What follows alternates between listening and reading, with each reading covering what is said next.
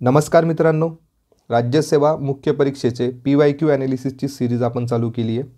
त्यामधला 2020चा पेपर आपण बघतोय। यापूर्वी आपण 60 प्रश्न कव्हर केलेले आहेत इतिहासाचे पार्ट 1 म्हणून। आता आपण भूगोलाचे पुढचे 55 प्रश्न आणि तसेच 5 प्रश्न जे रिमोट सेन्सिंगचे असणार आहेत ते पण आपण कव्हर करणार आहोत। यापूर्वीचे व्हिडिओ तुम्ही जर बघितलेले नसतील तर ते तुम्ही आमच्या प्लेलिस्टमध्ये जाऊन बघू शकता। तुम्हाला नक्कीच त्याचा फायदा होईल आणि जे विद्यार्थी 2023च्या मेन्सला आहेत त्यांना तर फार जास्त महत्त्वाचे हे व्हिडिओ असणार आहे, कारण की त्यांचं जे व्हॅल्यू ॲडिशन आहे ते याच्यातून होणार आहे। तुम्हाला कशा पद्धतीने प्रश्न टॅकल करायचे, कशा पद्धतीने लॉजिक आणि ट्रिक्स वापरायच्या हे आपण तुम्हाला समजेल आणि त्याचबरोबर कोणते सोर्सेस या प्रश्न सॉल्व करताना तुम्ही वापरायला हवे ते पण तुम्हाला समजेल। चला तर मग आपण आपल्या व्हिडिओला सुरुवात करू। 61 नंबरचा प्रश्न आपण घेणार आहोत। भूगोलाचे प्रश्न आपण बघणार आहोत सर्वप्रथम आणि त्यानंतरचे 5 प्रश्न हे रिमोट सेन्सिंगचे असतील। पहिला प्रश्न, महाराष्ट्रातील खनिज तेल क्षेत्र मुंबई हायचे स्थान आपल्याला विचारलेलं आहे। म्हणजे मुंबई हाय जे आहे मिनरल ऑइल फील्ड ते त्याचं लोकेशन आपल्याला विचारत आहेत। तर आपल्याला माहिती आहे ते कुठं असणार आहे, मुंबईच्या कोणत्या दिशेला असणार, पश्चिम दिशेला असणार आहे। म्हणजे आपलं उत्तर काय असणार आहे, 1 नंबर। इझी कॅटेगरीतला प्रश्न होता, पहिलाच प्रश्न होता, फॅक्च्युअल प्रश्न होता। चला पुढे जाऊयात। आता पुढचा प्रश्न आहे, रांजण खळग्यांसाठी प्रसिद्ध असलेले जे निगोज हे ठिकाण आहे ते महाराष्ट्रातील कोणत्या तालुक्यात आहे। तर हा प्रश्न आपण आपले जे स्टेट बोर्ड आहेत महाराष्ट्र शासनाचे जिओग्राफीचं पुस्तक त्याच्यामध्ये याच्याबद्दल माहिती दिलेली आहे आणि त्याचबरोबरीने जे आपण प्रीचा अभ्यास करत असतो तर प्रीचा अभ्यास करताना पण या गोष्टी आपण वाचत असतो। तर रांजण खळगे म्हणलं तर हा काय एक भूरूपाचा प्रकार आहे। म्हणजे प्राकृतिक भूगोलवर हा प्रश्न विचारण्यात आलेला आहे आणि त्यातल्या त्यात महाराष्ट्राचा प्राकृतिक विभाग त्यामध्ये। तर रांजण खळगे जर आपण बघितलं तर त्याचं हे जे हा जो ठिकाण आहे हे ठिकाण आपल्याला भेटतं पारनेर या तालुक्यामध्ये। पारनेर या तालुक्यामध्ये निगोज हे ठिकाण येतं। 3 नंबर आपला ऑप्शन असणार आहे। चला पुढे जाऊयात। खालीलपैकी कोणत्या कारणाने कोकणचा सखल भाग निर्माण झालेला आहे। कारण विचारलेलं आहे आणि काय सांगायचं आहे आपल्याला, कोकणचा सखल भाग जो निर्माण झालेला आहे त्याचं कारण काय। पहिलं ऑप्शन आपण वाचू, अरबी समुद्र किनारा उंचावल्याने। बघा आता समजा आपण इथे जर डायग्राम काढली अशा पद्धतीने,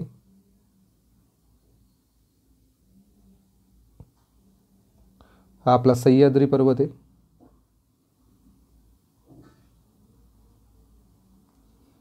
या ठिकाणी आपला कोकण भाग आहे सगळा, हा कोकण आहे, हा अरबी समुद्र आहे। इथे काय म्हणताय, अरबी समुद्र किनारा उंचावला आणि त्यामुळे सकल भाग निर्माण झाला का, तर पहिलं ऑप्शन तर नसणारच आहे। दुसरं, महाराष्ट्र पठाराचा पश्चिमेकडील भाग खाली खचल्याने। आता आपल्याला इथे कळतंय की हा आपला सह्याद्री पर्वत आहे आणि इथे आपला महाराष्ट्राचा पठार सुरू होतो। या महाराष्ट्र पठाराचा जो पश्चिमेकडचा भाग आहे, हा पश्चिमेकडचा जो भाग आहे तो काय झाला, खाली खचला। तो खाली खचल्यामुळे इथे काय झालेलं आहे, एक सखल भाग तयार झालेला आहे, त्यालाच आपण काय म्हणतो, कोकण। म्हणजे 2 नंबर आपले इथे ऑप्शन असणार आहे, 2 नंबर आपले इथे उत्तर असणार आहे। हे त्याचं उचित कारण आहे। सह्याद्री पर्वताच्या निर्मितीमुळे सकल भाग तयार झाला का, तर नाही। आणि समुद्र लाटाच्या खनन कार्यामुळे हा भाग तयार झाला का, तर हे पण त्याचं रिझन नसणार आहे। याचं रिझन असणार आहे 2 नंबर, महाराष्ट्र पठाराच्या पश्चिमेकडील भाग खाली खचल्याने कोकणचा सखल भाग निर्माण झालेला आहे। पुढचं आपण प्रश्न बघूयात, खालीलपैकी कोणत्या मुंबई उपनगरामध्ये बॉक्साईटचे साठे आहेत। आता बघा आपण वाचताना जे खनिजांचा अभ्यास करतो, तर खनिजांचा अभ्यास करताना आपल्याला जे काही मोजके 6 किंवा 7 खनिजे आहेत ते आपल्याला चांगल्या पद्धतीने करावं लागतात। तर आपण थोडक्यात आता बाकीच्या खनिजांची माहिती घेऊ आणि मग आपल्या उत्तरापर्यंत पोहोचू। तर सर्वप्रथम आपण बघूयात की बॉक्साईट।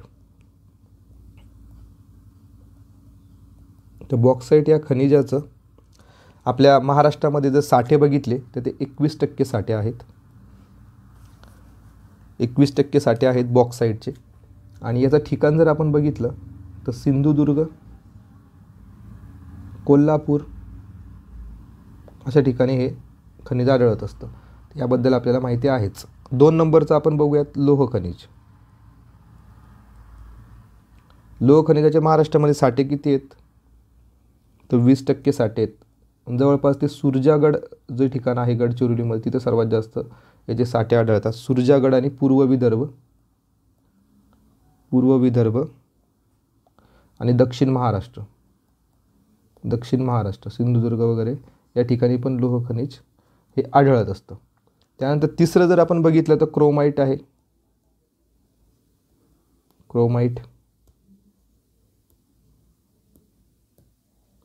क्रोमाइटचे साठे जर आपण महाराष्ट्रात बघितले तर ते 10% साठे आहेत. रसायन उत्पादनामध्ये याचा उपयोग होत असतो. नागपूर, भंडारा, गोंदिया, चंद्रपूर, रत्नागिरी, सिंधुदुर्ग या ठिकाणी क्रोमाइट आढळतं. त्यानंतर 4 नंबरचं आपण बघू चुनखडी. चुनखडीचे महाराष्ट्रामध्ये साठे आहेत 9%. चुनखडी हे विंध्ययन खडकामध्ये आढळत असतं. 5 नंबरला आपण बघू दगडी कोळसा. दगडी कोळशाचं महाराष्ट्रामध्ये प्रमाण आहे 4% आणि जवळपास चंद्रपूरमध्ये सर्वात जास्त काय आढळतं आपल्याला? दगडी कोळसा आढळतो. चंद्रपूर, नागपूर, यवतमाळ आणि तिथंच आपल्याला माहिती आहे की औष्णिक विद्युत केंद्रही जास्त आहेत. त्यानंतर आपल्याकडे एक खनिज आहे मॅग्नीज. ते 40% आपल्याकडे आढळतं. म्हणजे सर्वात जास्त कोणतं खनिज आढळतं महाराष्ट्रामध्ये भारताच्या तुलनेत? मॅग्नीज 40%. हे नागपूर आणि भंडारामध्ये आढळतं. आणि जर आपण स्पेसिफिक जर सांगायचं म्हणलं तर सौसर व साकोली हे धाडवार श्रेणीमधलं प्रकार आहे. धाडवार खडकातील श्रेणीचा प्रकार आहे. यामध्ये आपल्याला मॅग्नीज या प्रकारचं काय आढळतं? खनिज आढळतं. आणि याचा कालखंड जर आपण बघितला तर कालखंड पण कधी कधी विचारला जातो आपल्याला. तर आर्कियन कालखंड मध्ये हा मॅग्नीज खनिज आपल्याला आढळतो. आर्कियन कालखंडामधलं जे काही धारवाड श्रेणीमधले सौसर आणि साकोली प्रकार आहेत त्याच्यामध्ये आपल्याला मॅग्नीज हा खनिज आढळतो. त्यानंतरचा आपला शेवटचा खनिज आहे कायनाईट. तर कायनाईट हा महाराष्ट्रामध्ये 15% आढळतो आणि तो हिऱ्यांना पैलू पाडण्यासाठी त्याचा उपयोग होतो. भंडारामध्ये तो आढळतो. हिऱ्यांना पैलू पाडण्यासाठी त्याचा उपयोग होतो. ठीक आहे. बघा अशा पद्धतीने आपण हे 7 खनिजे बघितले. त्यांचे लोकेशन्स पण आपण थोडक्यात बघितले आणि त्याचं प्रमाण किती आहे महाराष्ट्रामध्ये ते आपण बघितलं. तर सर्वात जास्त जर बघितलं तर मॅग्नीज हे 40%, बॉक्साईट हे 21%, लोह खनिज हे 20% आणि त्यानंतर कायनाईट 15% आहेत. क्रोमाइट 10% आढळतं. चुनखडी 9% आढळतं. तर एवढी बेसिक माहिती आपण घेतली या प्रश्नासाठी. आणि आपल्याला विचारलेलं काय आहे की मुंबई उपनगर जे आहे तर बघा इथे मुंबई उपनगर आपल्याला दिसेल. हा आपला मॅप दिसतोय मुंबई उपनगर. या मुंबई उपनगरामध्ये कोणत्या ठिकाणी आपल्याला काय विचारलेलं आहे की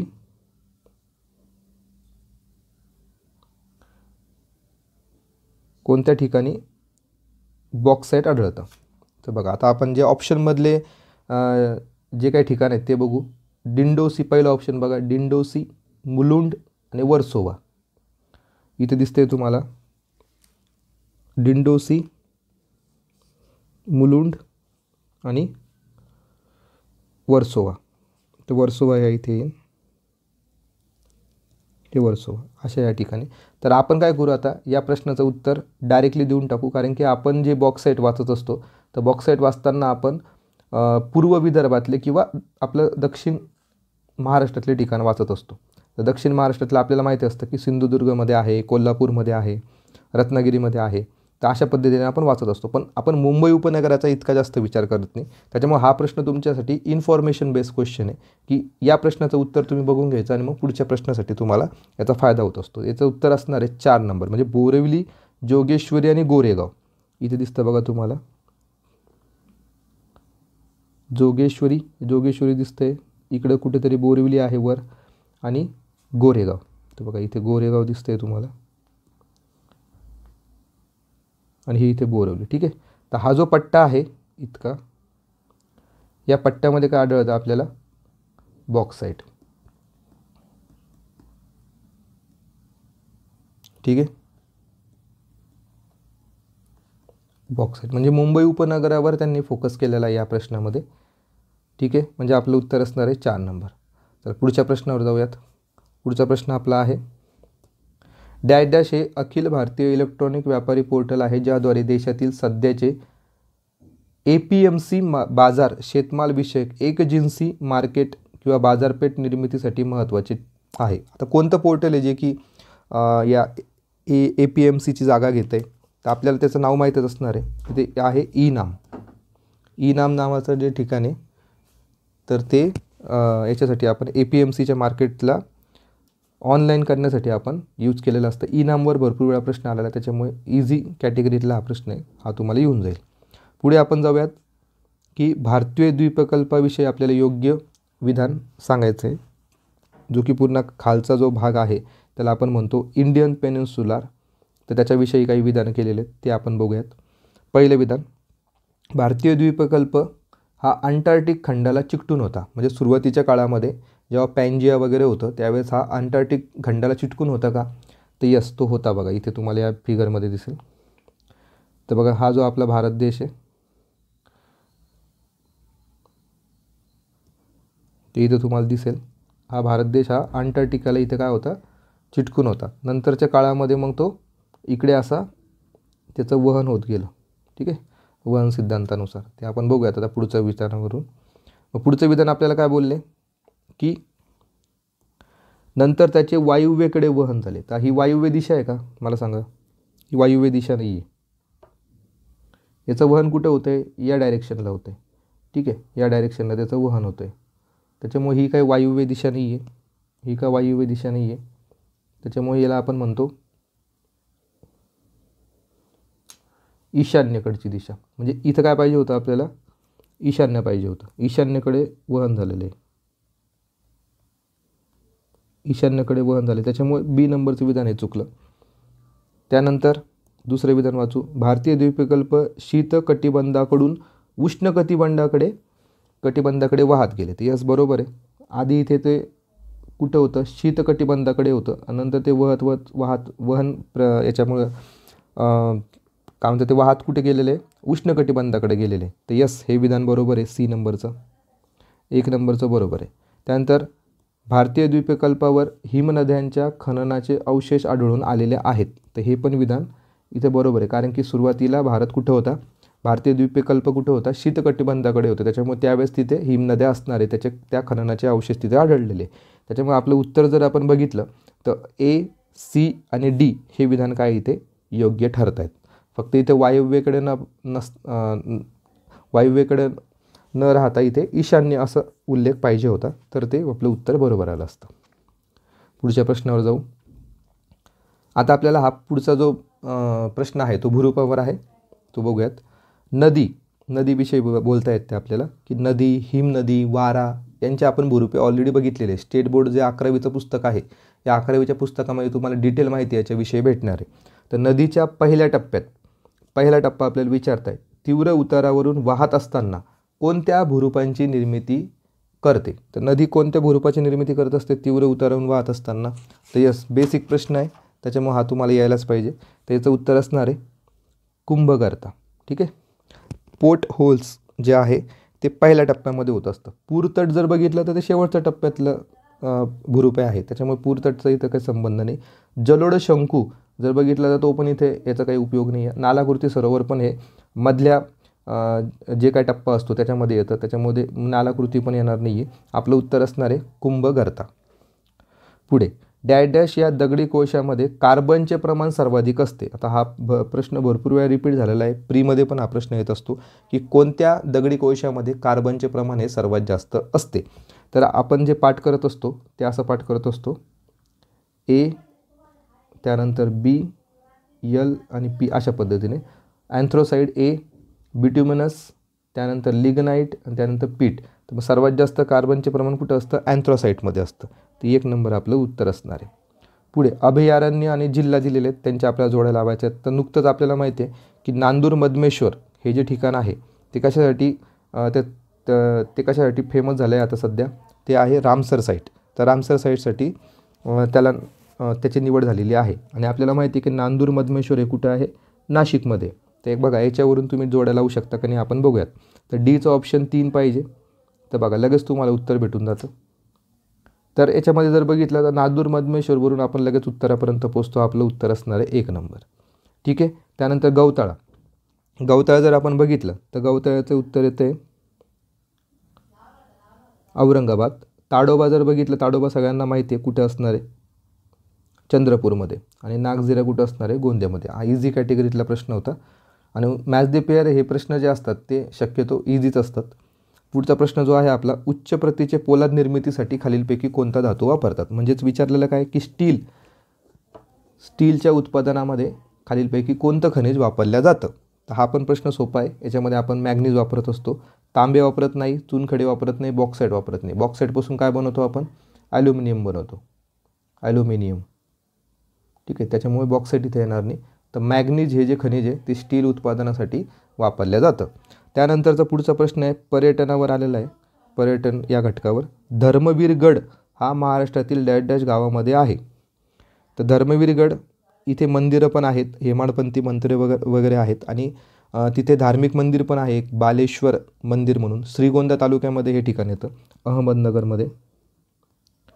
अहमदनगरमधील श्रीगोंदा तालुक्यामध्ये हे ठिकाण येतं. इथे धार्मिक स्थळं पण आहे आणि हे पर्यटन स्थळ पण आहे. त्याच्यामुळे याचं उत्तर असणार आहे पेडगाव. ते पेडगावमध्ये हे धर्मवीरगड येत असतं. आणि तसेच जे मराठा साम्राज्य होतं, तर मराठा साम्राज्यामध्ये पण पेडगाव हे फार प्रसिद्ध होतं. म्हणजे एक प्रश्न या प्रश्नपत्रिकेमध्ये काय आलेला आहे, पर्यटनावर आलेला आहे, महाराष्ट्राचं पर्यटन. पुढचा प्रश्न बघूयात. इसवी सन 1911मध्ये लिहिलेल्या भौगोलिक पर्यावरणावरील प्रभाव या पुस्तकाचे लेखक कोण आहेत. इन्फ्लुएन्सेस ऑफ जिओग्राफिकल इन्व्हायरमेंट या पुस्तकाचे लेखक कोण आहेत. तर असे जे प्रश्न असतात त्याचं उत्तर तुम्हाला माहीतच पाहिजे, कारण का हा फॅक्च्युअल प्रश्न असतो. याचं उत्तर जर आपण बघितलं तर इलेन चर्चिल सेम्पल यांचं हे पुस्तक आहे. ते USA काय आहेत, भूगोलशास्त्रज्ञ आहेत, भूगोलशास्त्रज्ञ आहेत. ठीक आहे, चला पुढे जाऊयात. आणि फ्रेडरिक रॅटजेल आपल्याला माहिती आहे की कोण आहेत, जर्मन भूगोलशास्त्रज्ञ आहेत. चला पुढे जाऊयात. तरुण, उज्ज्वल, सागर, मयूर या महाराष्ट्रातील डॅश डॅश जाती आहेत. तर असे 2 किंवा 1 प्रश्न दरवर्षी पेपरमध्ये असतात की आपल्याला एका पिकांचं जे काही जाती आहेत त्या जातीबद्दल आपल्याला विचारत असतात. त्याच्यामुळे तुम्ही जे काही मोजके 10 किंवा 12 जे काही असे जाती आहेत पिकांच्या, त्या तुम्ही चांगल्या करून ठेवा. त्याच्यामध्ये काही फळं असतील, काही पिकं असतील, त्यांच्या जाती तुम्हाला पाठच पाहिजे. जसं की गहू, बाजरी, ज्वारी. त्यानंतर फळांमध्ये जर बघितलं आपण, चिकू, संत्री, सीताफळ, अजून जे काही फळं असतील फेमस जे आहेत महाराष्ट्रामध्ये. बेसिकली तुम्हाला महाराष्ट्रातले जे काही पिकं आहेत त्यांचे जे काही जाती आहेत त्या तुम्हाला माहिती पाहिजे. ऊसाची जात कोणती ती तुम्हाला माहिती पाहिजे, सोयाबीनची जात माहिती पाहिजे, अशा पद्धतीचे. कापूसचे कोणती जात आहे, टोमॅटोची कोणती जात आहे, तर या जाती तुम्हाला माहिती पाहिजे. कारण की याच्यावर येणारे जे प्रश्न असतात 1 किंवा 2 ते बोनस प्रश्न असतात. तर तरुण, उज्ज्वल, सागर आणि मयूर ही जी जात आहे ती वांग्याची जात आहे बघा. तर आपलं उत्तर असणार आहे 2 नंबर. चला पुढे जाऊयात. पृथ्वीच्या अंतरंगातील गाभा थर म्हणजे त्याला आपण काय म्हणतो, कोअर पार्ट, प्रामुख्याने कशापासून बनलेला असतो. आपला हा प्रीचाच भाग आहे. आपल्याला माहिती आहे की पृथ्वीच्या सेंटर पार्टमध्ये काय असतं, निफे असतं. निफेस म्हणजे काय, निकेल आणि फेरस. तर निकेल आणि फेरस म्हणजे काय, आयन. 3 नंबर आपलं उत्तर असणार आहे. 75 नंबरचा प्रश्न बघतोय. खालीलपैकी कोणती सागर किनाऱ्यावरील संचयन भूरूपे आहेत. संचयन भूरूपे म्हणजे काय, तिथं डिपोजिशन होतं आहे किंवा तिथं गाळ येऊन साचतोय, तर त्यावेळेस कोणत्या प्रकारचं भूरूप तयार होतं.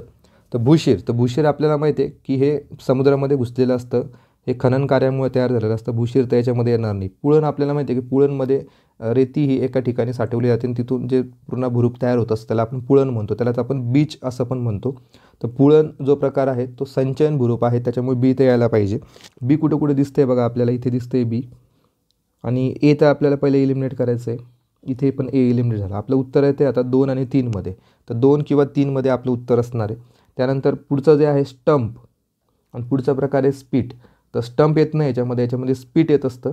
त्याच्यामुळे आपल्याला उत्तर काय लिहायचं आहे, बी आणि डी, म्हणजे 3 नंबर आपलं इथे उत्तर असणार आहे. ठीक आहे, हा आहे आपला सागरी किनाऱ्यावर संचयन भूरूप आहेत. मग तुम्हाला प्रश्न असा येतो की समुद्रामुळे तयार झालेले, शरणामुळे तयार झालेले भूरूप किंवा संचयनमुळे तयार झालेले भूरूप, मग तुम्हाला जे काही सगळे प्रकार आहेत ते तुम्हाला सगळे बघून घ्यावं लागतील.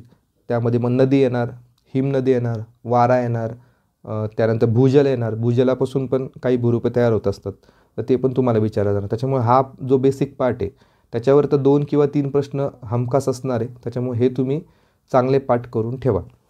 पुढं, खालीलपैकी कोणता भू आकार हा नदीच्या झीज करण्याच्या कार्यामुळे निर्माण झालेला आहे? म्हणजे नदी विचारलेली आहे, नदीमुळे जे काही शरण झालेलं आहे किंवा झीज झालेली आहे त्याच्यापासून कोणतं भूरूप तयार झालं याबद्दल आपल्याला प्रश्न आहे. आता आपण जर बघितलं प्राकृतिक भूगोलामध्ये 3 ते 4 प्रश्न आपण आतापर्यंत कव्हर केलेत. तर याचं उत्तर जर आपण बघितलं, पहिलं ऑप्शन आहे बारखान. तर बारखान हे कशामुळे तयार होतं? हे वाऱ्यामुळे तयार होतं. सरोवर हे झीजमुळे तयार होतं का? तर नाही. राजन खळगे हे आपलं उत्तर असणार आहे. त्याला आपण पोर्ट होल्स असं म्हणतो. आणि वरील सर्व ते नसणारच आपलं उत्तर. 3 नंबर आपलं इथं उत्तर असणार आहे, कारण की राजन खळगे जे तयार होतात ते झीज या कारणामुळे तयार होत असतात. आणि आपल्याला याच्यावर 2 प्रश्न आलेले आहेत. पहिलाच प्रश्न आपल्याला निघोजवर विचारला त्यांनी, महाराष्ट्रातलं निघोज हे ठिकाण जिथे की राजन खळगे आहेत, आणि परत एक प्रश्न विचारला राजन खळग्यांवर. पुढचा प्रश्न आपण बघू की सियाल आणि सायमा हे जे 2 थर आहेत आपल्या क्रस्टचे, वरचा जो पृथ्वीचा भाग असतो त्याला आपण क्रस्ट असं म्हणतो. या क्रस्टमध्ये सियाल आणि सायमा हे 2 थर आहे. या 2 थराच्या मध्ये जी काही विलकता आढळते ती आपल्याला विचारता आहेत. ती कोणती विलकता आहे? पहिलं ऑप्शन आहे मोह विलकता आणि सीमा विलकता, कॉन्रॅड विलकता, गुटेनबर्ग विलकता आणि मोह विलकता. तर आपलं इथे उत्तर असणार आहे बी नंबर, कॉन्रॅड विलकता हे आपलं उत्तर असणार. ते बघूयात कशा पद्धतीने. तर बघा इथे तुम्हाला एक फोटो दिसतोय. या फोटोमध्ये तुम्हाला हे पृथ्वीचं क्रॉस सेक्शन घेतलेलं आहे. तर क्रॉस सेक्शनमध्ये पहिला जो वरचा भाग असतो त्याला आपण क्रस्ट लेअर असं म्हणतो. त्यानंतर मॅन्टल लेअर असते आणि त्यानंतर कोअर लेअर असते. तर या कोअर लेअरमध्ये म्हणजे जो गाभा असतो आपला, तर कोअर लेअर आणि मेंटल या दोघांच्या मधात एक जी डिस्कंटिन्युटी असते तिला आपण म्हणतो गटेनबर्ग. ठीक आहे, गटेनबर्ग.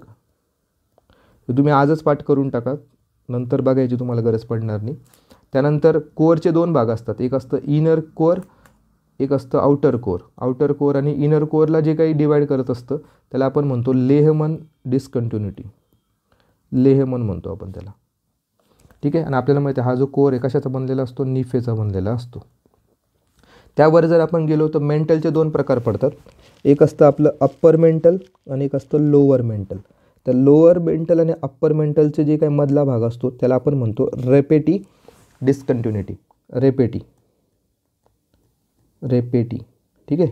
त्यानंतर पुढे जर आपण गेलो क्रस्टमध्ये, जो की आताचा आपला प्रश्न आहे, अप्पर क्रस्ट आणि लोअर क्रस्टच्या मधात जे काही लाईन असते, लोअर क्रस्ट आणि अप्पर क्रस्टच्या मधात जी लाईन असते त्याला आपण म्हणतो कॉन्रॅड विलकता. कॉन्रॅड विलकता हे सगळे सायंटिस्टचे नाव आहेत, कॉन्रॅड विलकता. आणि त्यानंतर क्रस्ट आणि पूर्ण मेंटल, क्रस्ट आणि पूर्ण मेंटल यामधली जी काही डिस्कंटिन्युटी असते तिला आपण म्हणतो मोह डिस्कंटिन्युटी. मोह डिस्कंटिन्युटी. बघा अशा पद्धतीने तुम्हाला किती पाठ करायचे आहेत? हे 5 डिस्कंटिन्युटी तुम्हाला पाठच करायचे आहेत. जे सर्वात वरची लेअर असते अप्पर क्रस्ट आणि खालची लोअर क्रस्ट त्याच्यामध्ये कॉन्रॅड, त्यानंतर पूर्ण क्रस्ट आणि पूर्ण मॅन्टल यांच्यामध्ये मोह, त्यानंतर अप्पर मॅन्टल आणि लोअर मॅन्टलमध्ये रेपेटी, त्यानंतर पूर्ण मॅन्टल आणि पूर्ण कोअर यांचा जे मधला भाग असतो त्याला आपण म्हणतो गटेनबर्ग, आणि आउटर कोअर आणि इनर कोअरमध्ये असतं लेहमन, आणि केंद्रामध्ये असतं निफे. तर आपलं उत्तर असणार इथे कॉन्रॅड विलकता, सियाल आणि सायमा. तुम्हाला सियाल आणि सायमा माहीतच असेल काय असतं. सियाल आणि सायमा. सियाल म्हणजे सिलिका आणि एम म्हणजे मॅग्नेशियम. चला पुढे जाऊयात आपण. कोणती नदी ही गंगेची उपनदी आहे आणि अमरकंटक जवळ ती उगम पावते? तर ती कोणती नदी असणार आहे? गंगेची उपनदी पण आहे आणि अमरकंटकला उगम. आता आपल्याला माहिती आहे की नर्मदा ही अमरकंटकला उगम पावते, पण ती गंगेची उपनदी आहे का? नाही. देबांग नदी आपल्याला माहिती आहे की ती अरुणाचल प्रदेशमध्ये. ठीक आहे. दामोदर नदी आपल्याला माहिती आहे की ती इकडे पश्चिम बंगालकडे वाहते. मग याचं उत्तर काय असणार आहे आपलं? तर सोन नदी. सोन नदी ही अमरकंटकमधून उगम पावून वर जाते आणि गंगेला जाऊन ती मिळते. पुढे जाऊयात. बुलढाणा जिल्ह्यातील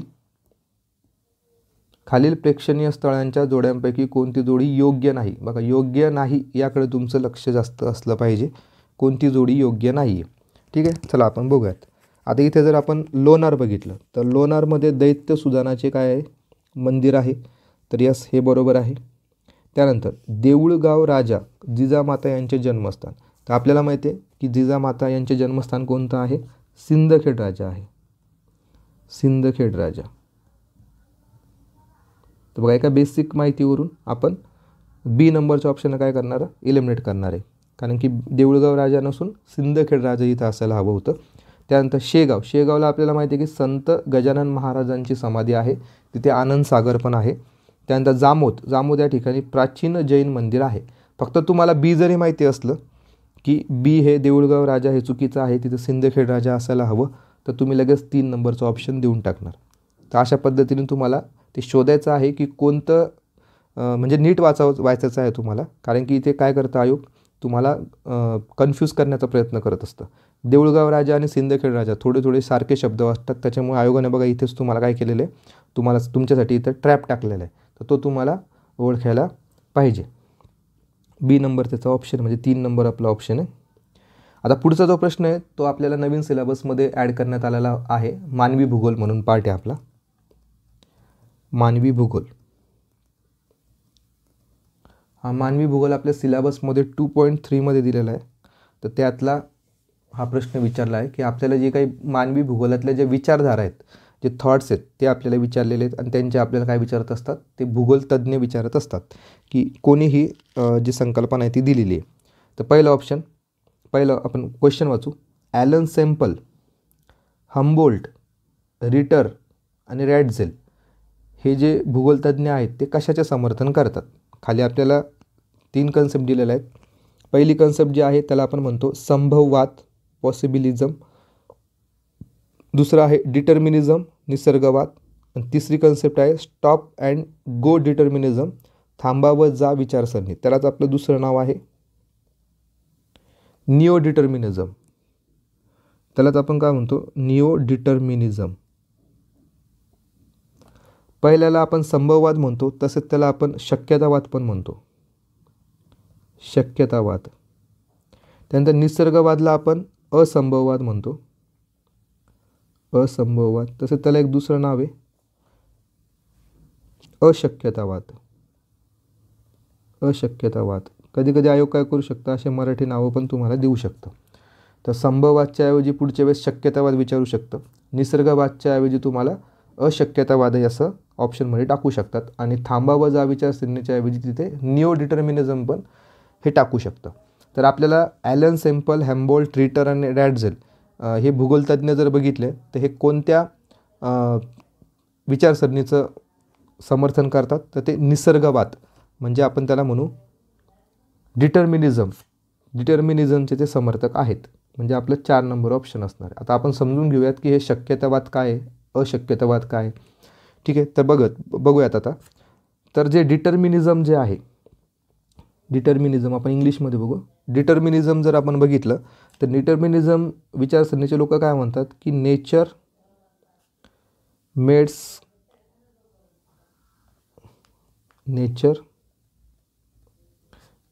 ह्युमन. म्हणजे त्यांचं असं म्हणणं आहे की निसर्ग हा सर्वस्व आहे. निसर्ग हा काय सर्वात श्रेष्ठ आहे. निसर्गाला मानणारे जे काही विचारवंत आहेत की निसर्गामुळे सगळं सृष्टी निर्माण झालेली, निसर्ग फार उच्च स्थानावर आहे आणि बाकीचे मग सगळे निसर्गामुळे तयार झालेले आहेत, अशी विचारसरणी असणारे जे लोक असतात त्यांना आपण डिटर्मिनिझम विचारसरणी असणारे म्हणतो. आणि त्याच्या उलट पॉसिबिलिझम आहे. पॉसिबिलिझममध्ये काय होतं की नेचरला एवढं महत्त्व न देता ह्युमनला इथे महत्त्व दिलेलं असतं. ह्युमनला इथे महत्त्व दिलेलं असतं की यांचं म्हणणं असं असतं की मानव आहे म्हणून सर्व आहे. मानवाने सगळी प्रगती केलेली आहे आणि मानवानीच हे पूर्ण पृथ्वी मानवच हा चालवतो आहे. बाकीचे सर्व जीवसृष्टी, सजीवसृष्टी चालवण्याचं काम हे ह्युमनचं आहे. आणि ह्युमन यांनी खूप डेव्हलपमेंट केलेली आहे, मानवाने फार विकास केलेला आहे. तर मानवाला महत्त्व देण्याची जी काही विचारसरणी आहे ती आहे आपली पॉसिबिलिझम. नेचरला महत्त्व कोण देते? डिटर्मिनिझम म्हणणारे लोक. आणि मानवाला महत्त्व कोण देते? पॉसिबिलिझम म्हणणारे लोक. त्यानंतर स्टॉप अँड गो डिटर्मिनिझम म्हणजे काय? कारण की हे यांनी काय केलं आहे, हे मिडल पाथ त्यांनी अवलंबलेलं आहे. मिडल पाथ यामध्ये हे निसर्गाचं पण तितकंच कौतुक करतात आणि मानवाचं पण तितकंच कौतुक करतात. म्हणजे मानव आणि निसर्ग एकत्र विकास करू शकतात असं कोणतं कन्सेप्ट म्हणते, स्टॉप अँड गो डिटर्मिनिझम म्हणते. ठीक आहे, एवढं आपले बेसिक माहिती आहे. पॉसिबिलिझममध्ये ह्युमन इम्पॉर्टंट आहे, डिटर्मिनिझममध्ये निसर्ग महत्त्वाचा आहे, आणि स्टॉप अँड गोमध्ये ह्युमन प्लस निसर्ग. आता आपण बघूयात की जे काही संभववाद आहे, संभववाद, तर संभववादमध्ये कोणकोणते विचारवंत येतात ते बघूयात. त्याच्यामध्ये पहिले येतात ब्रून्स. त्यानंतर आपल्याला मागच्या वर्षी प्रश्न आला होता विडाल डी ला ब्लाश जे आहे ते पण याच विचारसरणीचे आहेत, पॉसिबिलिझमचे. त्यानंतर फॅब्रे. ठीक आहे, म्हणजे ब्रून्स, विडाल डी ला ब्लाश आणि फॅब्रे हे कशाचे विचारवंत आहेत? हे संभववादचे विचारवंत आहेत. निसर्गवादचे आपण बघितलेच आधी, ॲलन सेम्पल, हॅम्बोल्ट, रिटर आणि रॅडझेल. आणि आपण आता निओ डिटर्मिनिझमचे बघूयात की निओ डिटर्मिनिझममधले सर्वात प्रसिद्ध असे भूगोलतज्ञ आहेत. त्यांचं नाव आहे ग्रिफिथ टेलर. हे नाव भरपूर वेळ आलेलं आहे परीक्षेमध्ये आणि पुढं पण येत राहील, त्याच्यामुळे हे नाव तुम्ही विसरू नका, ग्रिफिथ टेलर यांचं. कारण की यांनी कोणती कन्सेप्ट दिलेली आहे? निओ डिटर्मिनिझम किंवा स्टॉप अँड गो डिटर्मिनिझम. मानवी भूगोलाचा हा प्रश्न होता. पुढे जाऊयात. वेगनरच्या खंडवहन सिद्धांत हा सिद्धांत मांडणारे वेगनर डॅश विषयाचे अभ्यासक होते. ऑप्शन आहे भूगोलशास्त्र, जीवशास्त्र, भौतिकशास्त्र की भूगर्भशास्त्र. त्याचं उत्तर असणार आहे 2 नंबर, बायोलॉजीचे ते अभ्यासक होते. 82 नंबरचा प्रश्न, डॅश या शास्त्रज्ञाने शक्यतावादाचा पुरस्कार केलेला आहे. आत्ताच आपण प्रश्न बघितला, शक्यतावादाचे पुरस्कर्ते कोण होते? बघा इथे दिसेल तुम्हाला. शक्यतावाद म्हणजेच काय? आपण त्याला म्हणतो संभववाद. शक्यतावादचे काय? ब्रून्स, विडाल डी ला ब्लाश. तर ब्रून्स आहे एक ऑप्शनमध्ये, येस 1 नंबरलाच ऑप्शन आहे. ठीक आहे, म्हणजे शक्यतावादचे पुरस्कर्ते कोण आहे? ब्रून्स आहेत. पुढे, खालीलपैकी महाराष्ट्रातील कोणत्या स्थळांचा समावेश युनेस्कोच्या सांस्कृतिक वारसास्थळामध्ये झालेला नाही आहे? कोणतं स्थळ आहे की त्याचा समावेश झालेला नाही आहे? तर अजंठा लेणी आहे का? ते यस. वेरूळ लेणी आहेत का? यस. घारापुराची लेणी पण आहे. गेटवे ऑफ इंडिया आहे का याच्यामध्ये? नाही. त्याच्यामुळे आपलं उत्तर असणार आहे 4 नंबर. 4 नंबर आपले इथे उत्तर असणार आहे. पश्चिम घाटातील स्थलांतरित शेतीस कोणत्या नावाने ओळखले जाते? स्थलांतरित शेतीसवर दरवर्षी प्रश्न असतो. ईशान्य भारतात स्थलांतरित शेतीला काय म्हणतात? उत्तर भारतात काय म्हणतात? कर्नाटकात काय म्हणतात? पश्चिम महाराष्ट्रात काय म्हणतात? अशा पद्धतीचे प्रश्न येत असतात. किंवा इवन ब्राझीलमध्ये स्थलांतरित शेतीला काय म्हणतात? उत्तर अमेरिकेत काय म्हणतात? असे पण प्रश्न आपल्याला आलेले. त्याच्यामुळे जे स्थलांतरित शेतीचे वेगवेगळे नावं आहेत ते तुम्हाला इथे काय करायचे? पाठ करून ठेवायचे. तर आपलं उत्तर इथे असणार आहे कुमरी. कुमरी हे जे नाव आहे ते आपल्याला कुठं म्हणलं जातं? हे पश्चिम घाटामध्ये स्थलांतरित शेतीला कुमरी असं उल्लेख केला जातो. पुढे, खालीलपैकी कोणते विधान हे बरोबर आहे? बरोबर विधान आपल्याला सांगायचं आहे. पहिलं ऑप्शन बघूयात. औष्णिक वीज निर्मितीसाठी दगडी कोळसा, खनिज तेल, लाकूड तसेच नैसर्गिक वायू यांचा इंधन म्हणून वापर केला जातो. पहिलं विधान काय? बरोबर आहे. महाराष्ट्रात दगडी कोळशांचा सर्वाधिक वापर हा औष्णिक वीज निर्मितीसाठी केला जातो. यस, दोन्ही विधानं काय इथे बरोबर आहे, पॉझिटिव्ह सेंटेन्स आहेत. पुढचा प्रश्न बघूयात आपण. खालीलपैकी कोणत्या किनाऱ्यांचा प्रकार हा कोकणात आढळतो? कोकणात जर बघितलं तर कोकणाचा जो काही किनारी प्रदेश आहे तर तो कोणत्या प्रकारचा आहे? रिया प्रकारचा आहे. आपण हे सौदीमध्ये वाचलेलंच असतं आणि भरपूर वेळा हा प्रश्न रिपीट झालेला आहे की कोकण किनारा कशा पद्धतीचा किनारा आहे? तर रिया प्रकारचा तो किनारा आहे. पुढे, भारतात अरवली पर्वताच्या पश्चिमेस कोणतं पठार आहे? तर अरवली पर्वताच्या पश्चिमेस. तर बघूयात, आपल्याकडे मॅप आहे. या मॅपमध्ये तुम्हाला सर्व क्लिअर होईल. बघा, सर्वप्रथम आपण बघू भारतीय पठारे आणि किनारे प्रदेश. इथे तुम्हाला दिसतंय अरवली पर्वत. तर अरवली पर्वतामधला सर्वात उंच शिखर कोणतं आहे? गुरु शिखर आहे. गुरु शिखर. ठीक आहे. या अरवली पर्वताच्या पश्चिम साईडला जर बघितलं तर कोणतं इथं? मारवाड आहे. बघा, मारवाड पठार. आणि आपल्याला हाच प्रश्न विचारलेला आहे की अरवली पर्वताच्या पश्चिमेकडे असलेल्या पठाराचं नाव काय? मारवाड पठार आहे. आणि पूर्वेकडे कोणतं आहे? मेवाड पठार आहे. बघा, मेवाड पठार आहे. इथे सांबर सरोवर जे आहे खाऱ्या पाण्याचं, हे सांबर सरोवर पण कुठे येतं? अरवली पर्वताच्या पूर्व भागेला येतं. पूर्व भागामध्ये सांबर सरोवर आहे. ठीक आहे. कच्छचं रण अरवली पर्वताच्या पश्चिम साईडला आहे. त्यानंतर मेवाड पर्वताच्या खाली जर आपण बघितलं तर इथे येतं माळवा पठार येतं. माळवा पठाराच्या खाली येतं विंध्य पर्वत येतं. विंध्य पर्वतरांगा येतात.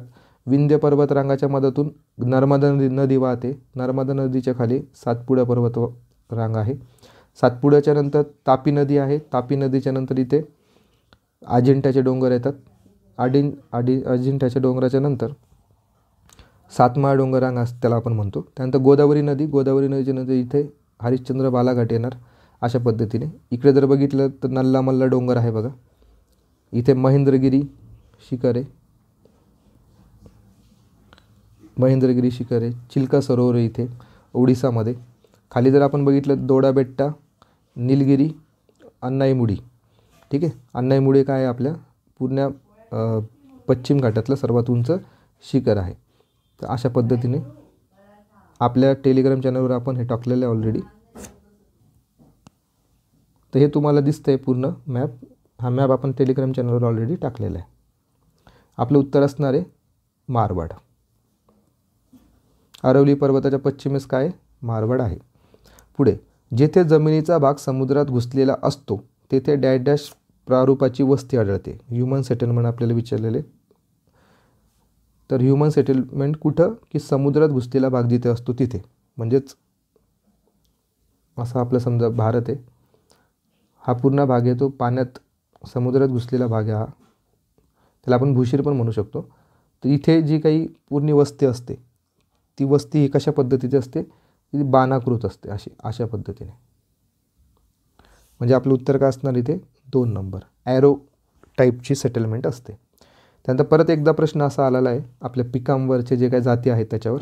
आधीचा जो प्रश्न होता तो वांग्यांची जात विचारलेली होती. आता बघूयात अप्सरा, अंबिका, चंदेरी, क्रांती गोल्ड या कोणत्या पिकांच्या जाती आहेत. तर याचं उत्तर असणार आहे भात. 1 नंबर याचं उत्तर असणार आहे. असे प्रश्न तुम्हाला पाठच करायचे. फॅक्च्युअल डेटा असतो तो. त्या 90 नंबरचा प्रश्न आपण बघतोय. थांबा व ज्या विचारसरणीचे डॅश डॅश हे प्रमुख प्रवर्तक समजले जातात. तर हा प्रश्न आपण 80 नंबरच्या प्रश्नामध्ये बघितला होता बघा. त्याच्यामध्ये आपण याचं उत्तर पण बघितलं होतं की यालाच आपण थांबा व जा विचारसरणीला आपण काय म्हणलो होतो निओ डिटर्मिनिझम म्हणलो होतो. आणि याचे समर्थक आपण बघितले होते ग्रिफिथ टेलर हे होते. ग्रिफिथ टेलर म्हणजे आपलं उत्तर काय असणार इथे बी नंबर म्हणजेच 3 नंबर आपलं उत्तर असणार. आणि आपण आधीच्या 80 नंबरच्या प्रश्नामध्ये जे काही ऑप्शन होतं तर त्याच्यामध्ये उत्तर बघितलं होतं की जे अलेक्झांडर व्हॉन हॅम्बोल्ट आहेत आणि ॲलन सेम्पल आहेत हे कशाचे समर्थक होते तर डिटर्मिनिझम याचे ते समर्थक होते. त्यालाच आपण काय म्हणतो अशक्यतावाद किंवा निसर्गवाद. निसर्गवादाचे हे काय होते समर्थक होते बाकीचे 2. आणि ग्रिफिथ टेलर हे थांबा व जा विचारसरणीचे प्रवर्तक आहेत. पुढचा प्रश्न आहे आपल्या लोकसंख्येवर. 2011च्या जनगणनेप्रमाणे महाराष्ट्र राज्याचा सर्वाधिक नागरीकरणाच्या बाबतीत भारतात कितवा क्रमांक लागतो. इझी कॅटेगरीतला प्रश्न आहे. पण हा प्रश्न जर बघितलं तर आयोगाने हा केलेला आहे कॅन्सल. पुढे जाऊयात आपला पर्यावरणावर आधारित प्रश्न आहे पुढचा. क्योटो प्रोटोकॉल संदर्भातील खालील विधाने विचारत घ्या. मानवनिर्मित हवामानातील बदल निर्देशित करणे हे प्रोटोकॉलाचे ध्येय होते. ते यस बरोबर आहे. 1992मध्ये संयुक्त राष्ट्रसंघाने हवामान बदलावरील तयार केलेल्या रचनेचा विस्तार या प्रोटोकॉलने केलेला होता. हे पण विधान बरोबर आहे. आणि डिसेंबर 1997मध्ये या प्रोटोकॉलवर काय झालेल्या आहेत सह्या झालेल्या आहेत. म्हणजे वरीलपैकी सर्व विधानं हे बरोबर येतात. त्यानंतर पुढचा प्रश्न जो आहे 93 नंबरचा प्रश्न. वातावरणाच्या कोरड्या हवेमध्ये प्रमुख निऑन वायूचे प्रमाण आपल्याला विचारलेले. आणि अशा पद्धतीचा प्रश्न हा दरवर्षी विचारला जातो. इथं तुम्हाला दिसत असेल ऑल गॅसेसचे कंपोजिशन दिलेले आहेत. नायट्रोजन जर बघितलं तर ते 78% आहे. ऑक्सिजन हे 20% आहे 20.9. ॲर्गॉन 0.93. Carbon dioxide 0.037. निऑन बघितलं तर 0.0018. आपलं उत्तर असणार आहे 4 नंबर. ठीक आहे. 4 नंबर निऑनचं इतकं प्रमाण इयरमध्ये आढळतं. त्यानंतर मिशन शक्ती काय आहे. पहिलं ऑप्शन एकतर कोविड-19 लसीचे संशोधन आणि विकास आहे का, उपग्रह विरोधी शस्त्र ऑपरेशन कोड आहे का, तमिळनाडू किनाऱ्यावरून उपग्रह नष्ट करण्याचा ऑपरेशन कोड आणि वरीलपैकी नाही. तर याचं उत्तर काय असणार आहे, operation code of anti satellite weapon. तर हा त्यावेळेचा करंटचा भाग होता. 2 नंबर आपलं उत्तर असणार आहे. मिशन शक्ती हे काय अँटी सॅटेलाईट वेपन त्याच्यासाठी होतं.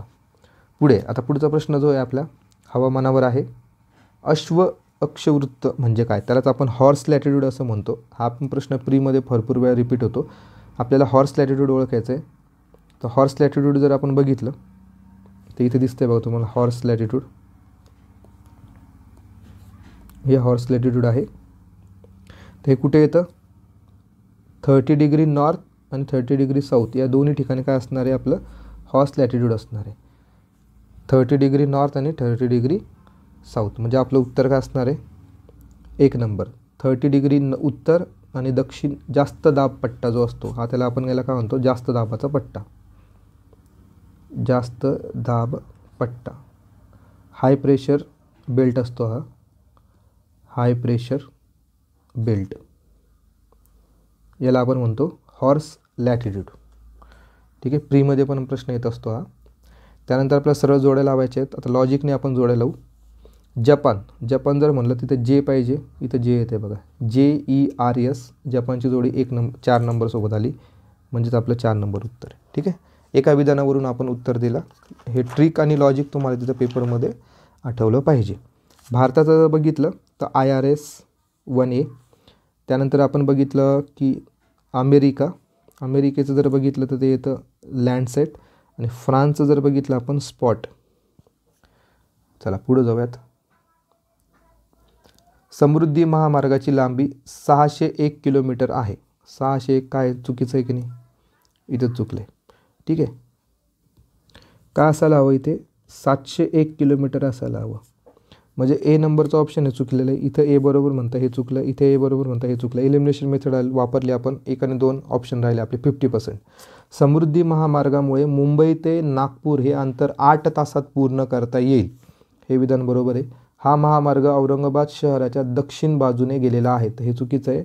औरंगाबाद शहराच्या उत्तर भागातून गेलेला आहे, उत्तर भागातून हा गेलेला आहे, त्याच्यामुळे दक्षिण बाजूने गेलेला आहे हे चुकीचं आहे. म्हणजे फक्त बी विधान हे बरोबर येतं. 98 नंबरचा प्रश्न आहे, जोड्या जुळवा. कोपेनचा आपल्याला हवामान विभागणी विचारलेली आहे. कोपेन आणि त्रिवार्ता हे 2 आपल्याला प्रत्येक पेपरला विचारत असतात. तर कोपेन विषय आता आपण बघूयात की कोपेनचे काही विभागणी दिलेली आहे आणि आपल्याला हवामान ओळखायचं आहे. त्याच्यामध्ये जर आपण बघितलं पहिलं आहे आपलं CSA. CSA कुठे दिसतंय बघा,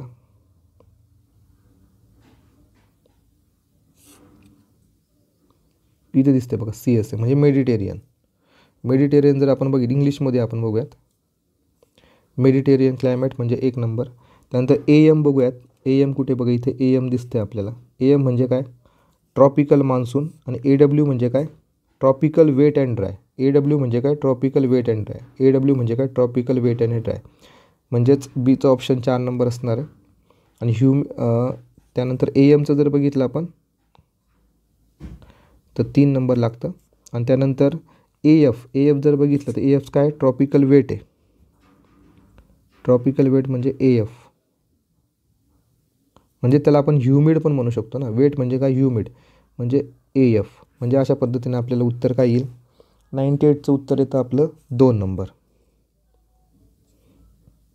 ठीक आहे, बघूयात आपण 2 नंबर इंग्लिशमध्ये बघतोय हा प्रश्न आपण. ह्युमिड इक्वेटोरियलचं AF येणार. परत एकदा बघू, AF येणार. ट्रॉपिकल वेट AW येणार. Equatorial monsoon 2 number. आणि मेडिटेरियनचं काय असणार आहे 1 नंबर असणार आहे. ठीक आहे, तर हा जो फोटो आहे हा फोटो तुम्ही स्क्रीनशॉट मारून घ्या किंवा आपण आपल्या टेलिग्राम चॅनलवर पण टाकलेला आहे. तर हा फार इम्पॉर्टंट आहे. तर कोपेनचं जर आपण मॅप बघितला तर कोपेनने यांनी काय केलेलं आहे ट्रॉपिकल ह्युमिड क्लायमेटला ने दर्शवलेलं आहे. बीला त्यांनी ड्राय क्लायमेटला बीला दर्शवलेलं आहे. वर्म टेम्परेट क्लायमेट जे असतं त्याला सीने दर्शवलेलं आहे. कोल्ड स्नो फॉरेस्ट क्लायमेटला D, कोल्ड क्लायमेटला ने दर्शवलेलं आहे. आणि हायलँड जे असतात त्याला आपण Hने दर्शवतो. तर मग त्याचे पण त्यांनी काय केलेले उपप्रकार पाडलेले आहेत. तर याच्यावर नेहमी प्रश्न येत असतो, तर हे तुमचं पाठच असलं पाहिजे. पुढचा प्रश्न असा आहे, भारतात संरक्षण संशोधन आणि विकास संस्थेची स्थापना, म्हणजेच त्याला आपण काय म्हणतो, DRDOची स्थापना केव्हा झाली? फॅक्च्युअल प्रश्न आहे, तुम्हाला ते इयर पाठच पाहिजे. 1958मध्ये DRDOची स्थापना झालेली आहे. क्षेपणास्त्र बनवते किंवा रिसर्च वगैरे करते ती संस्था. त्यानंतर पुढचा प्रश्न आहे आपल्याला, what is a normal lapse rate? Lapse रेटबद्दल विचारलेलं आहे, साधारण लोप दरबद्दल. आता लोप दर जर आपण बघितला तर 1 किलोमीटर मागे 6.5 डिग्री सेल्सिअसने टेम्परेचर कमी होत असतं. म्हणजेच 160 मीटरला 1 डिग्री सेल्सिअस हे कमी होत असतं. म्हणजेच 1 डिग्री सेल्सिअसला किती फॅरेनहाईट? तर 33.8 डिग्री फॅरेनहाईट. 8 फॅरेनहाईट 33.8 फॅरेनहाईट हे 1 डिग्री सेल्सिअसला कमी होत असतं. ठीक आहे. मग त्याच्यामुळे आपलं आता उत्तर बघूयात कशा पद्धतीने येईल. तर कमी होण्याचे प्रमाण हे 1.5 degree Fahrenheit to 1 kilometre, 2.5 degree Fahrenheit to 1000 metre आणि 3.5 डिग्री फॅरेनहाईट टू 1000 फीट आणि 4.5 degree Fahrenheit to per kilometre. तर आपल्याला एक कळालेलं आहे की 1 किलोमीटरला हे किती कमी होतं आहे? 6.5. तर हे 1.5 म्हणत आहे, तर हे चुकीचं आहे. आपलं उत्तर इथं 3 नंबर असणार आहे. लॅप्स रेट किती, म्हणजे यांनी काय केलं आहे, फीटमध्ये विचारलेलं आहे, त्याच्यामुळे थोडा हा डिफिकल्ट झाला प्रश्न. पण तुम्ही हे लक्षात ठेवा की 1 किलोमीटरला 6.5 डिग्री सेल्सिअस आणि 160 मीटरला 1 डिग्री सेल्सिअस. मग त्या 1 डिग्री सेल्सिअसचं तुम्हाला फॅरेनहाईट करायचं आहे, ते आपला कन्व्हर्जनचा भाग झाला. त्याच्यामुळे याचं उत्तर काय असणार आहे, कमी होण्याचे प्रमाण हे किती असतं? 3.5 डिग्री फॅरेनहाईट पर 1000 फीट. 1000 फीटला 3.5 ने काय होणार आहे, ते टेम्परेचर कमी होणार आहे. त्याला आपण म्हणतो नॉर्मल लॅप्स रेट. पुढचा प्रश्न जो आहे तो जनगणनेवर विचारलेला आहे 2011च्या. खालील जिल्ह्यांचा एकूण लोकसंख्ये संदर्भात उतरता क्रम आपल्याला लावायचा आहे. उतरता क्रम म्हणजे सर्वात जास्त लोकसंख्या ते कमी लोकसंख्या असा आपल्याला क्रम लावायचा आहे. तर आपल्याला माहिती आहे की नगरमध्ये सर्वात जास्त, ऑप्शनमध्ये जर बघितलं तर नगरमध्ये सर्वात जास्त लोकसंख्या असेल, क्षेत्रफळ पण मोठं आहे, तो एक अंदाज लावायचा. म्हणजे सी हे 1 नंबरला असलं पाहिजे, 4 नंबर आपलं उत्तर येऊन जातं. सगळ्यात शेवटी जालना पाहिजे, तर ते पण इथं येऊन जातं. म्हणजे सर्वात आधी अहमदनगर आणि सगळ्यात शेवटी जालना असं ऑप्शन कुठे दिसतंय तुम्हाला? 4 नंबरमध्ये दिसतंय. म्हणजेच जर याच्यामध्ये बघितलं आपण तर 1 नंबरला कोणतं येणार? अहमदनगर, त्यानंतर जळगाव, त्यानंतर नांदेड, त्यानंतर लोकसंख्या जर आपण बघितली सर्वात जास्त तर सातारा, त्यानंतर येणार आपलं लातूर आणि सर्वात शेवटी येतं या लिस्टमध्ये जालना. म्हणजेच त्यांनी महाराष्ट्राची जनगणना आपल्याला इथे विचारलेली. पुढचा प्रश्न जो आहे, जनगणना 2001 प्रमाणे किती टक्के लोक महाराष्ट्र राज्यात इतर राज्यातून स्थलांतरित झाले? 2001ची जनगणना विचारली, त्यातल्या त्यात स्थलांतरित हा जो घटक आहे तर तो विचारलेला आहे. तर किती टक्के लोक हे महाराष्ट्र राज्यात इतर राज्यातून स्थलांतरित झाले?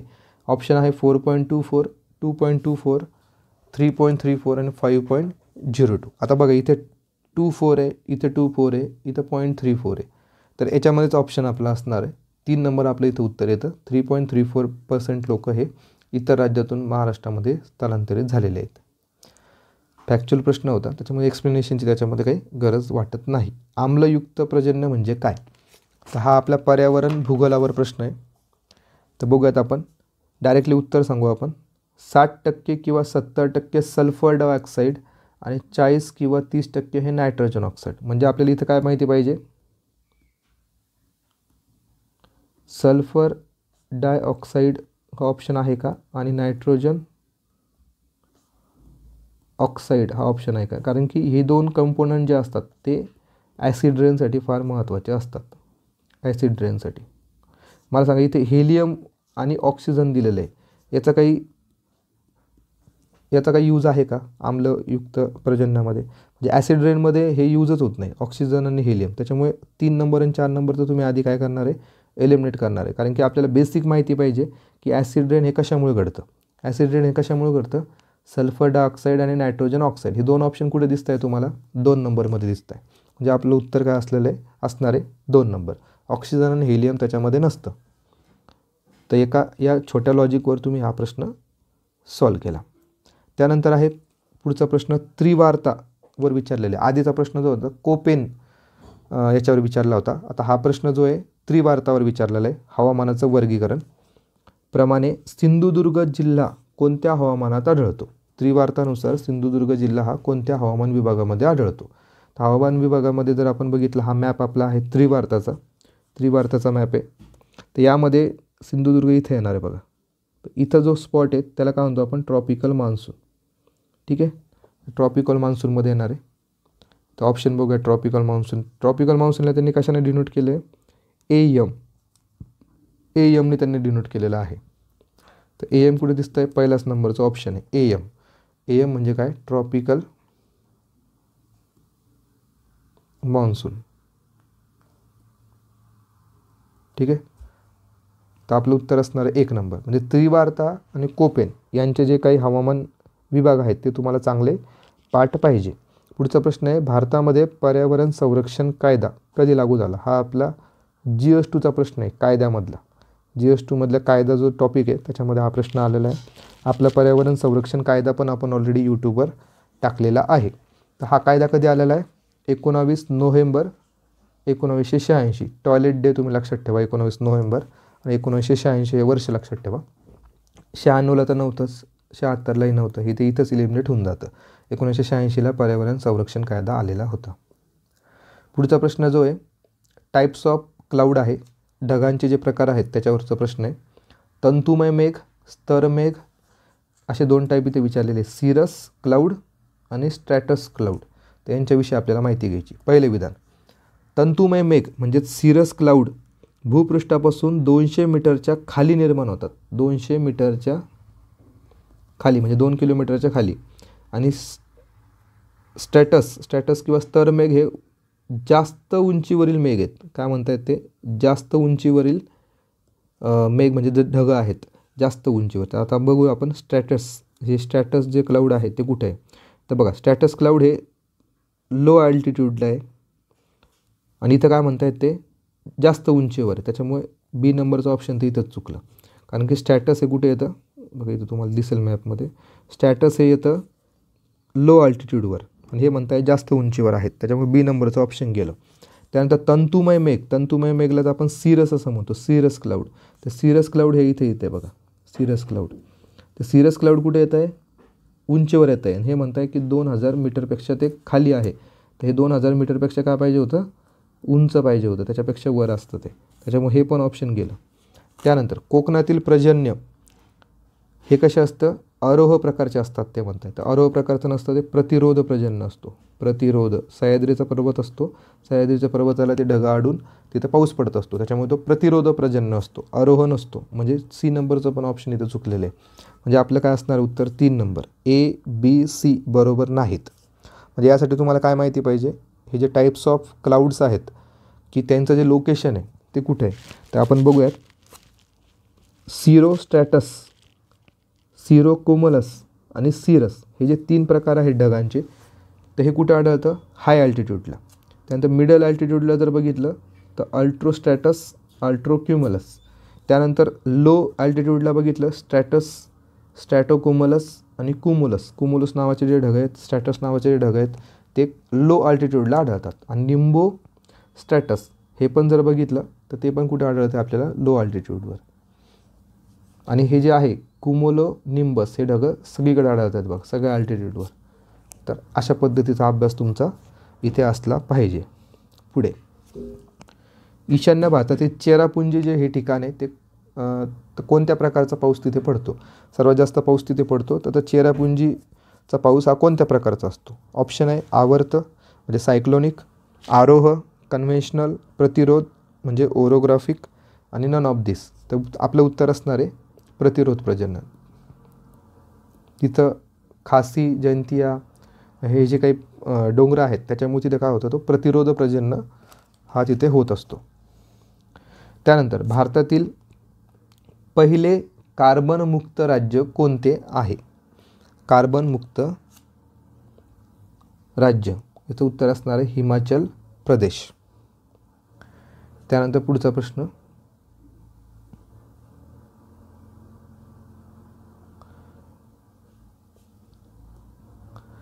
उष्णकटिबंधीय जास्त वायुभाराच्या प्रदेशाकडून उष्णकटिबंधीय कमी वायुभाराच्या प्रदेशाकडे कोणते गृहीय वारे वाहतात? Option A cyclonic winds, anti cyclonic winds, anti trade winds की ट्रेड विंड्स, म्हणजे व्यापारी वारे. तर आपण बघूयात आता या मॅपमध्ये आपल्याला कळेल, या फोटोमध्ये की आपल्याला विचारलेलं काय आहे, उपउष्णकटिबंधीय जास्त वायुभाराच्या सबट्रॉपिकल हाय प्रेशर आणि सबट्रॉपिकल हाय प्रेशरकडून कुठं वाहत आहेत वारे? इक्वेटोरियल लो प्रेशरकडे, कमी वायुभाराकडे. इथं बघा तुम्हाला दिसते तिथं कमी वायुभाराकडे ते वाहत आहेत, म्हणजे अशा पद्धतीने ते वाहत आहेत, आणि खालच्या बाजूने अशा पद्धतीने ते वाहत आहेत. तर या वाऱ्यांना काय म्हणतात? तर बघा इथे दिसेल तुम्हाला ट्रेड विंड्स, ट्रेड विंड्स. ठीक आहे, तर अशा वाऱ्यांना काय म्हणतो आपण? Trade winds. मराठीत आपण त्याला म्हणतो व्यापारी वारे. म्हणजे आपलं उत्तर काय असणार इथं? व्यापारी वारे. 4 नंबर आपलं उत्तर असणार आहे. पुढे, खालीलपैकी कोणती विधाने हे बरोबर आहेत? भौगोलिक माहिती प्रणालीद्वारे विदारण आणि गाळ संचयनाचा अभ्यास होऊ शकतो. भौगोलिक माहिती प्रणाली म्हणजेच काय? GIS. GIS बद्दल ते विचारते आपल्याला. तर GIS द्वारे आपण काय करू शकतो? विदारण आणि गाळ संचयनाचा अभ्यास करू शकतो. तर यस. त्यानंतर पिकांची वाढ आरोग्य अभ्यासण्यासाठी दूरसंवेदन तंत्रांचा उपयोग होऊ शकत नाही म्हणता येते. तर होऊ शकतो असं पाहिजे होतं, त्याच्यामुळे हे विधान चुकलं. जागतिक स्थिती प्रणालीचा उपयोग शेती यंत्रामध्ये केला जातो, म्हणजे GPSचा यूज आपण शेती यंत्रामध्ये करू शकतो का? ते यस करू शकतो. जे काही आता आधुनिक जे व्हेइकल आलेले आहेत, जे सध्या आता मशिनरीज आलेल्या आहेत, त्या कशावर चालतात? GPSवर चालतात. त्यांना लोकेशन डिसाईड करून द्यायचं, त्या लोकेशननुसार ती मशीन किंवा ते जे काही व्हेइकल असतं ते काम करत असतं. त्याच्यामुळे C नंबर पण बरोबर आहे, A नंबर पण बरोबर आहे. फक्त B नंबरचं विधान हे चुकीचं आहे. संयुक्त राष्ट्रसंघाने पहिली जागतिक पर्यावरण परिषद 1972ला डॅश शहरात आयोजित केली. भरपूर वेळा रिपीटेड प्रश्न आहे हा. त्याचं उत्तर असणार आहे स्टॉकहोम. स्टॉकहोम परिषद जी होती 1972ला आयोजित करण्यात आली होती. खालीलपैकी कोणते परिसंस्थेचे गुणधर्म आहेत? परिसंस्थेचे गुणधर्म कोणकोणते आहेत? पहिलं एनर्जी फ्लो, म्हणजे ऊर्जा प्रवाह, अन्न साखळी, पोषक चक्र आणि जैवरासायनिक चक्र. ते सगळेचे सगळे जे काही घटक आहेत ते परिसंस्थेचे काय असणारे? गुणधर्म असणारे. आपलं उत्तर असणारे वरीलपैकी सर्व. डॅश हे उत्तर गोलार्धातील महत्त्वाचे जिओम किंवा बायोम आहे. उत्तर गोलार्धातलं म्हणजेच आपण म्हणू त्याला नॉर्थ हेमिस्फिअरमधलं किंवा नॉर्थ पोलमध्ये असलेलं हे सर्वात महत्त्वाचं बायोम कोणतं असणार आहे? तर तैगा प्रदेश. तैगा प्रदेश आपल्याला माहिती आहे थंड ठिकाणी पोलार रिजनमध्ये तैगा प्रदेश आढळतो.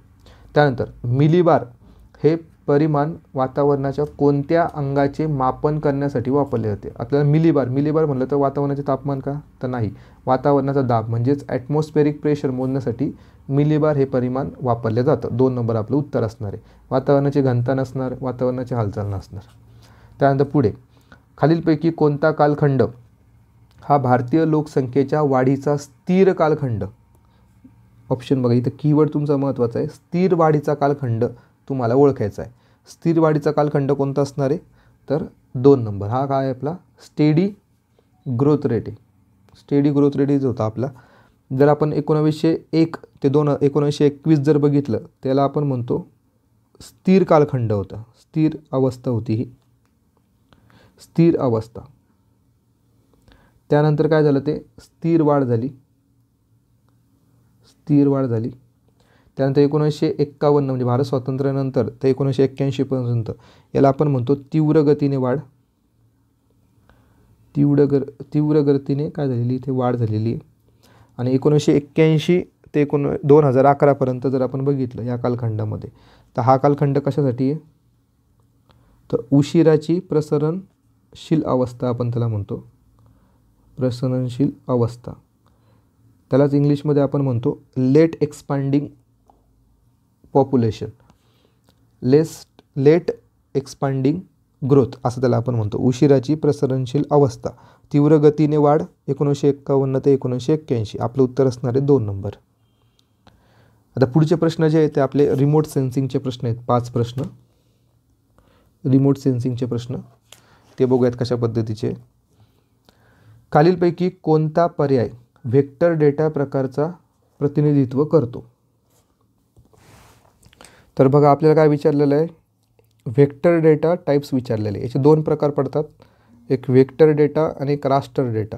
तर रास्टर डेटा हा इमेजचं इव्हॅल्युएशन करत असतो इमेजच्या स्वरूपामध्ये, आणि व्हेक्टर डेटा हा स्पॅचल आणि नॉन स्पॅचल अशा पद्धतीचा असतो. स्पॅचल डेटामध्ये पॉईंट, लाईन आणि पॉलिगॉन, आणि नॉन स्पॅचल डेटामध्ये ॲट्रिब्यूट्सवर हे काम करत असतं. तर आपल्याला रेस्टर डेटा आणि व्हेक्टर डेटामधलं व्हेक्टर डेटा विचारलेला आहे. तर व्हेक्टर डेटा हे कशाचं प्रतिनिधित्व करतं, तर आपल्याला याचं उत्तर असणार आहे ground survey data. Vector data हे प्रतिनिधित्व करतं ग्राउंड सर्वे डेटा. जर आपण बाकीचे ऑप्शन बघितले तर बघा, हा जो फोटो आहे खालचा, सोर्सेस ऑफ रेस्टर, हे रेस्टरचे प्रकार आहेत सगळे.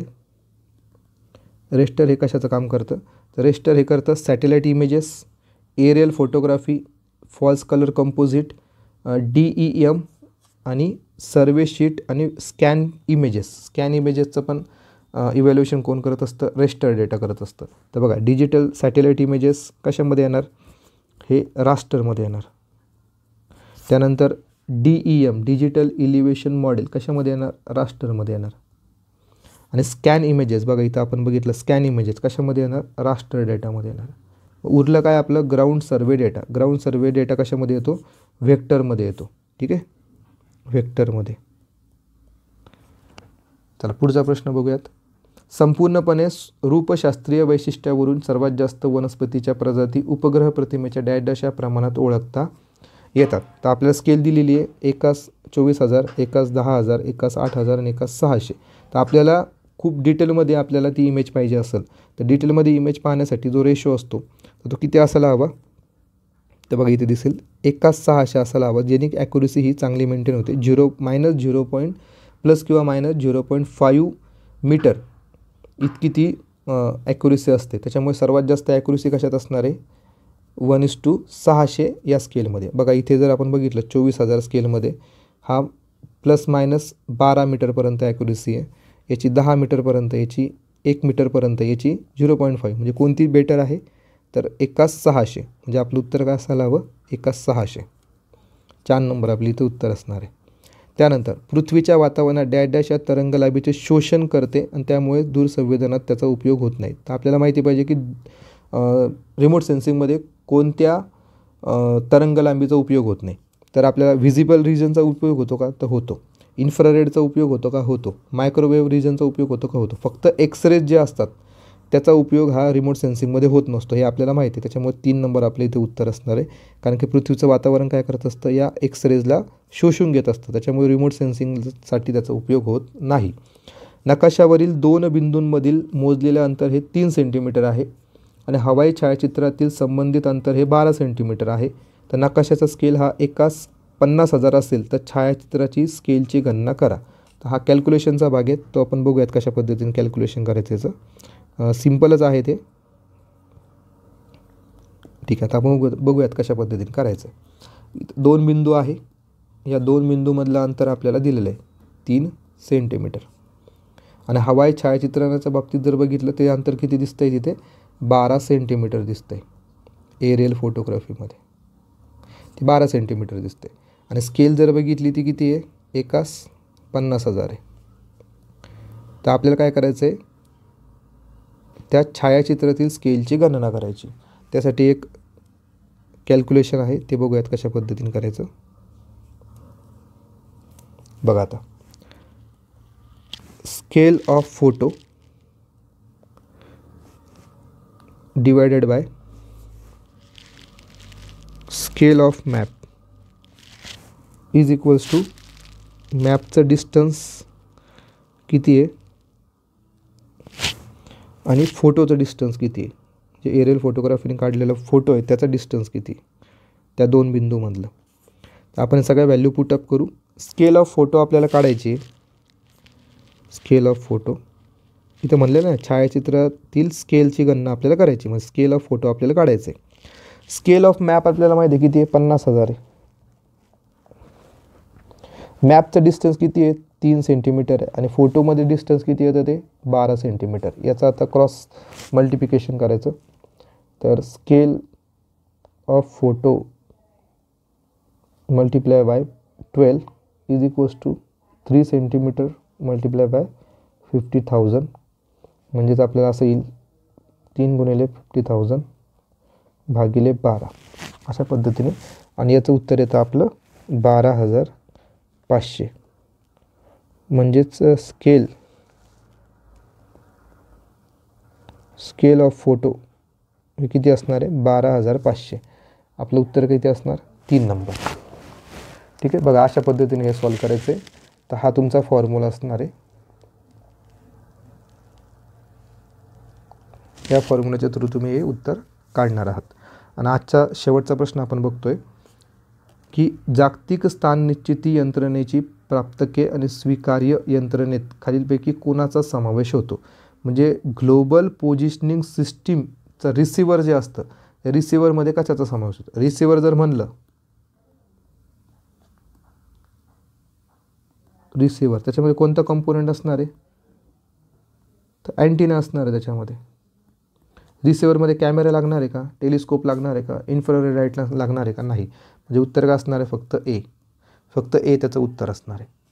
तर बघा मित्रांनो, आपण आता भूगोलचे हे 55 प्रश्न कंप्लीट केले आणि 5 क्वेश्चन हे रिमोट सेन्सिंगचे कवर केले. अशा पद्धतीने आपण हे 60 प्रश्न आज कवर केलेले आहे भूगोल आणि रिमोट सेन्सिंगचे.